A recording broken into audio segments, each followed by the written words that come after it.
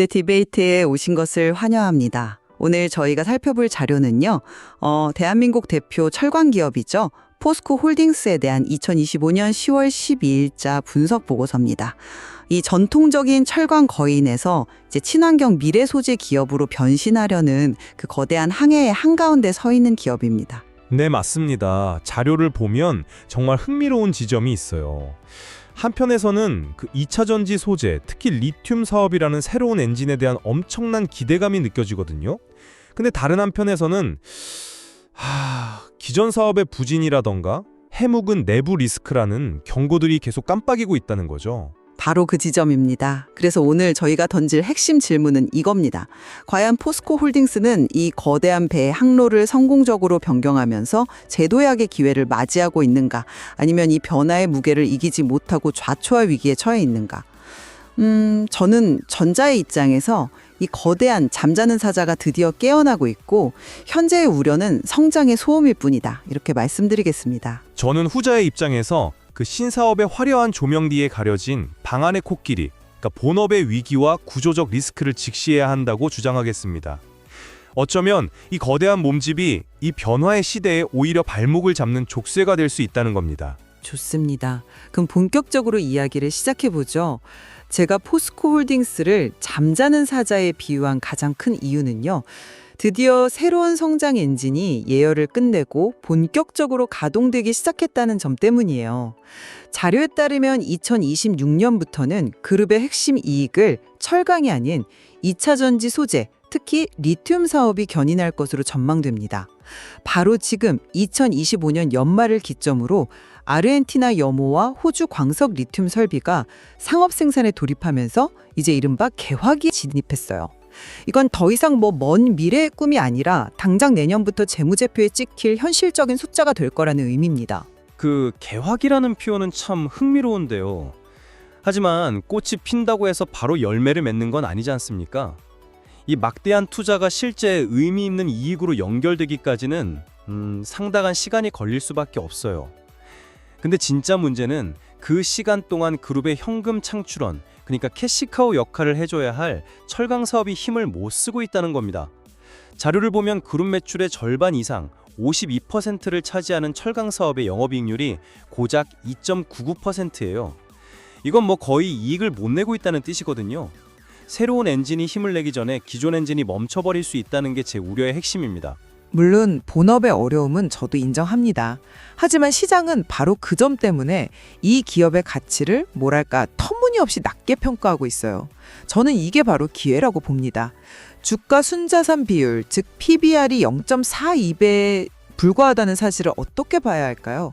기업이 가진 순자산 가치의 절반도 안 되는 가격에 거래되고 있다는 건데 이건 잃을 것이 거의 없는 가격대라는 강력한 신호로 해석해야 합니다. 시장이 아직 리튬 사업의 가치를 전혀 주가에 반영하지 못하고 있다는 명백한 증거죠. 저는 그 낮은 PBR을 보는 시각이 좀 다릅니다. 그걸 기회의 신호가 아니라 함정의 증거로 볼 수도 있거든요. 왜 시장이 이 기업을 자산 가치의 반값에도 사려고 하지 않을까요? 그건 단순히 리튬 사업을 몰라줘서가 아닐 겁니다. 오히려 그 100조 원이 넘는 자산을 가지고 고작 2.0%의 자기 자본 이익률, ROE밖에 내지 못하는, 다시 말해 자산을 활용해서 돈을 버는 능력이 현저히 떨어진다는 그 비효율성을 정확히 평가하고 있는 결과일 수 있어요. 결국 이 논쟁의 핵심은 자산의 무게를 어떻게 해석하느냐의 차이인 것 같아요.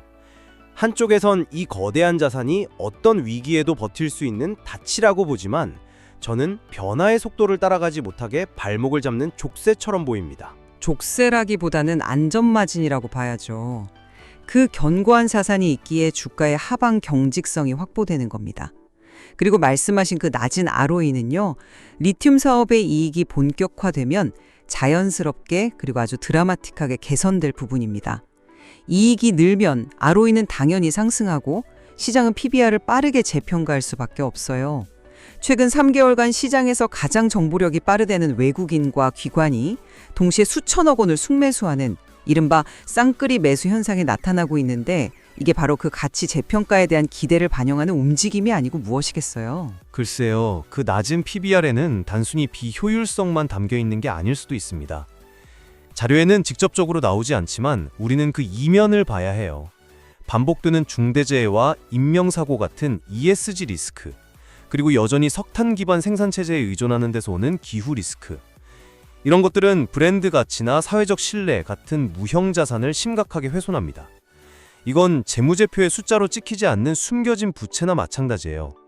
시장은 바로 이 숨겨진 부채의 크기를 보고 PBR에 할인율을 적용하고 있는 건 아닐까요? 리튬 사업을 단순히 여러 신사업 중 하나로 보면 안 돼요. 이건 포스코 홀딩스의 정체성 자체를 바꾸는 그룹의 체질을 완전히 바꾸는 프로젝트입니다. 자료에서 강조하듯 아르헨티나와 호주에서 원료를 확보하고 국내에서 가공의 소재를 생산하는 이 통합 밸류체인을 구축했다는 건 엄청난 경쟁력이거든요. 특히 미국의 인플레이션 감축법 IRA 환경에서 탈중국 공급망을 찾는 배터리나 전기차 업체들에게 포스코홀딩스는 거부할 수 없는 전략적 파트너가 될 겁니다. 이건 단순한 이익 이상의 가치를 가지죠. 그 게임 체인저가 되기 위한 대가가 너무 크다는 생각은 안 해보셨나요? 수조 원에 달하는 대규모 설비 투자는 필연적으로 엄청난 재무적 부담을 동반합니다. 물론 자료상 부채 비율이 68.27%로 업종 평균 대비 매우 건전하다고는 나오지만 이게 리스크가 없다는 의미는 아니에요. 더 근본적인 문제는 리튬 가격 자체의 극심한 변동성입니다. 아시다시피 원자재 가격은 예측 불가능한 영역이잖아요. 만약 전기차 시장의 성장세가 예상보다 둔화되거나 혹은 경쟁적인 증산으로 리튬 가격이 폭락이라도 한다면 지금 쏟아붓는 이 막대한 투자는 회복 불가능한 손실로 돌아올 수 있는 양날의 검이라는 거죠. 모든 투자는 리스크를 동반합니다. 중요한 건 그 리스크를 감당할 체력이 있느냐, 그리고 그 리스크를 감수할 만한 가치가 있느냐죠. 포스코홀딩스의 탄탄한 재무 구조와 자산은 전자를 증명하고 IRA 환경하에서의 독보적인 전략적 가치는 후자를 증명한다고 봅니다. 리스크를 두려워해서 아무것도 하지 않았다면 포스코홀딩스는 그저 쇠락해가는 철강 기업으로 남았을 겁니다. 바로 그 리스크를 감수했기 때문에 미래를 얻을 기회를 잡은 것이죠. 시장도 점차 이 점을 알아보고 있고요. 최근 공매도 잔고가 급격히 줄어드는 숏 커버링 현상이 나타나고 있어요. 이건 시장의 비관론자들이 슬슬 백기를 들고 있다는 강력한 신호입니다. 단기적인 수급 현상을 너무 확대 해석하는 것일 수도 있습니다. 외국인과 기관의 매수세가 이어지는 동시에 자료를 보면 개인 투자자들은 오히려 차익 실현을 위해 주식을 팔고 있어요. 누구의 판단이 맞을지는 시간이 지나봐야 알겠죠. 저는 오히려 시야를 더 넓혀서 더 거대한 자금의 흐름을 봐야 한다고 생각해요. ESG와 기후 리스크를 중시하는 글로벌 연기금 같은 장기 투자자들은 포트폴리오에서 포스코홀딩스 같은 탄소 다배출 기업을 점차 배제하는 추세입니다. 작년에 시가총액이 57%나 감소한 주요 원인 중 하나로 바로 이 점이 꼽혔어요. 단기적인 트레이더들의 움직임보다 이런 거대한 장기 자금의 흐름이 어디로 향하고 있는지가 기업의 장기적인 미래를 더 정확하게 보여주는 것 아닐까요? 그건 철강 기업이라는 과거의 프레임으로 볼 때의 이야기입니다. 포스코홀딩스가 친환경 미래 소재 기업으로 완전히 탈바꿈한다면 그런 장기 자금은 다시 돌아올 수밖에 없어요. 결국 PER이 41배라는 높은 수치도 같은 맥락에서 해석해야 합니다. 잠시만요. PER이 41배라는 건 지금 버는 돈에 비해 주가가 엄청나게 높다는 뜻이잖아요. 시장 평균이 15배인데 말이죠.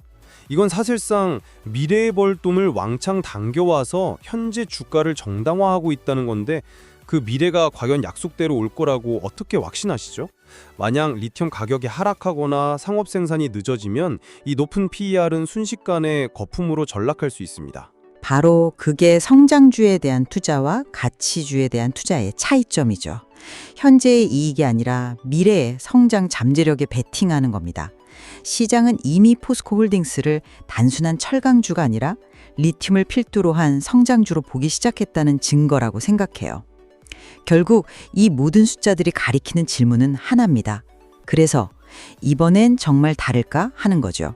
저는 다르다고 봅니다. 저는 그 질문에 대해 여전히 신중해야 한다는 입장입니다.